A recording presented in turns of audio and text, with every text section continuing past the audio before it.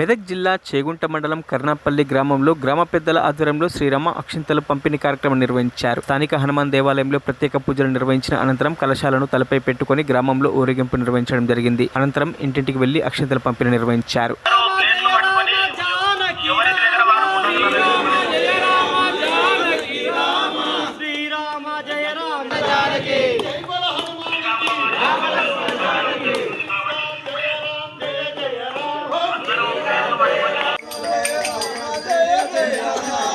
Jai Sriram Jai Sriram Jai Sriram